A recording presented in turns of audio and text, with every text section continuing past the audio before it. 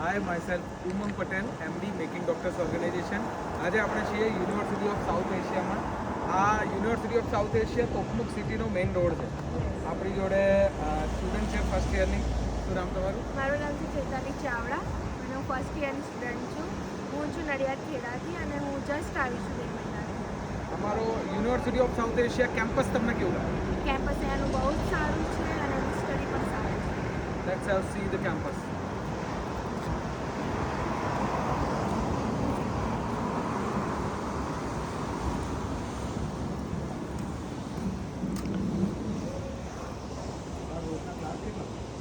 અને રોજના મોસ્ટલી 4-5 હોય છે.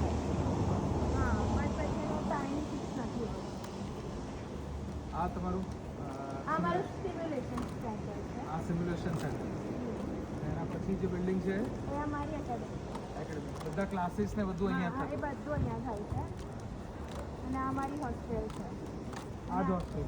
હા, પેલું પ્લેગ્રાઉન્ડ છે અને આખું અમારું કેમ્પસ. હોસ્ટેલમાં જે જમવાનું કેન્ટીન છે હોસ્ટેલમાં નીચે જ છે. હા, મેં નીચે છે ground floor. So all in one campus you can say.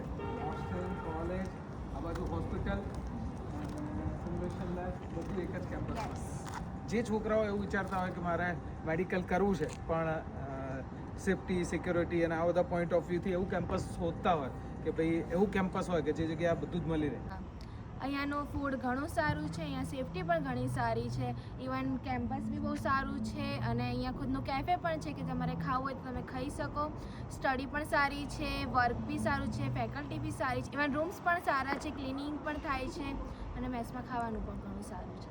So at the end of the day કે જે બી વિદ્યાર્થીઓ કે વાલીઓ એમને એવું હોય કે ભાઈ મારા છોકરા કે છોકરીને MBBS એમના બજેટમાં મોકલવું છે તો ઓછા બજેટમાં સેફટી, સિક્યોરિટી સાથે all in one campus Yes. કે college, hospital, academic building, clinical exposure building, everything in one campus means university of South Asia. Thank you.